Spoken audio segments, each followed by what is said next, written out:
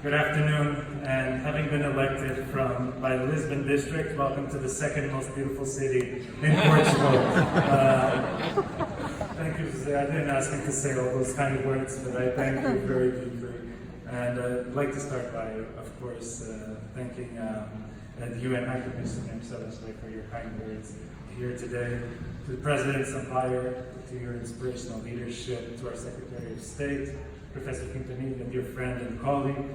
And I would like also to greet with a warm heart Rui, who is the leader of the active substance users here in Portugal, as a physician. It's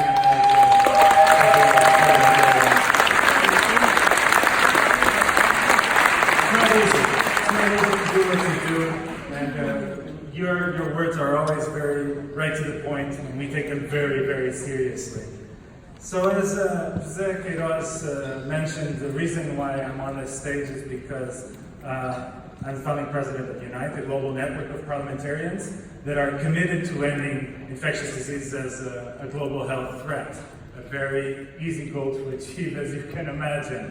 But together we can get there. But it's only possible, really, with the support of so many partners around the world. And yesterday, we came together, and I have to thank, also with a warm heart, Naomi, Harm Reduction International, and Jose Queiroz from APDES.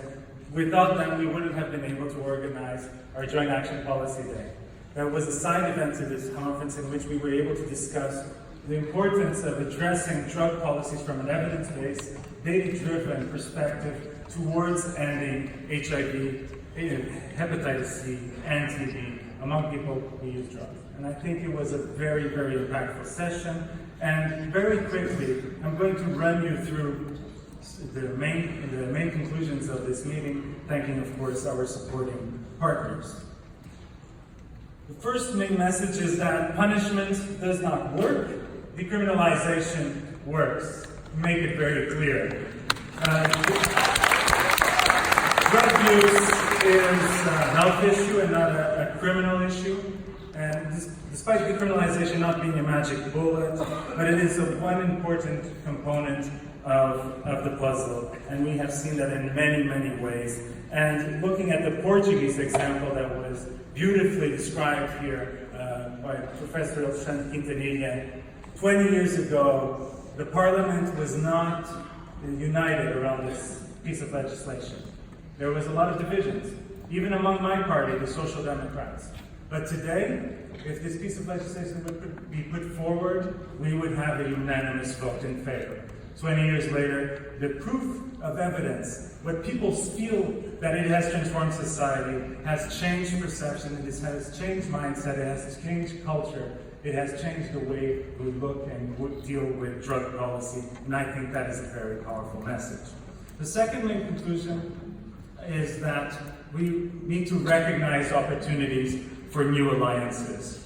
And there was an important message coming out of the meeting that there is a need to invite law enforcement to have a seat at the table, and that there is a new generation of prosecutors with a strong voice against criminalization and law enforcement, and we need to listen to each other.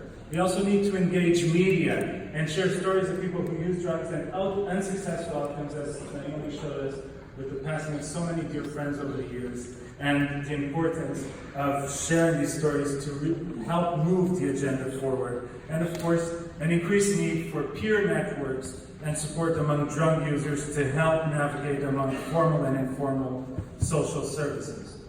The third key message is that political will, visionary and courageous leadership to confront stigma and discrimination are needed. If harm reduction works in your neighboring country, it will work in yours. And this is extremely important. You don't need more evidence. We have 30 years of evidence. It is cost effective, it is evidence-based, it does work, and it does save lives. And it is very clear that the current funding that exists for these services are not sustainable, and there are opportunities through decriminalization to move money, to move funding from criminal justice budget to the healthcare budget.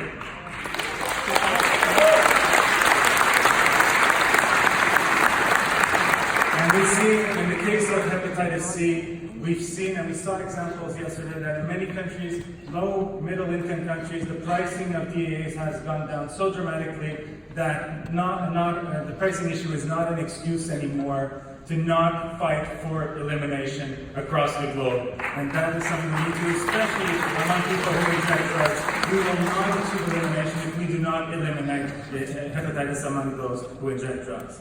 Lastly, there is an urgent need for a human rights approach. And the truth is, harm reduction and love have shared a common denominator. They must be both unconditional. And I think that is something that we are able to do. So we need to follow what the Sustainable Development Goals have told us. We cannot leave anyone behind.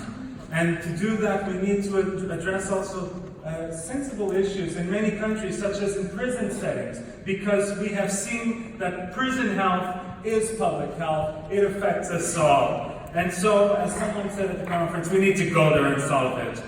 We also need, and we cannot forget, vulnerable populations, as some people call them, the invisible ones.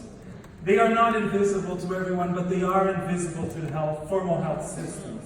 But community services, civil society movements know who these people are. They know where they live, where they deal with the challenges they face. And so we need to reinforce the power of civil society as a part of universal health coverage. Civil society needs to be a part of formal health systems, and we need to move in that direction.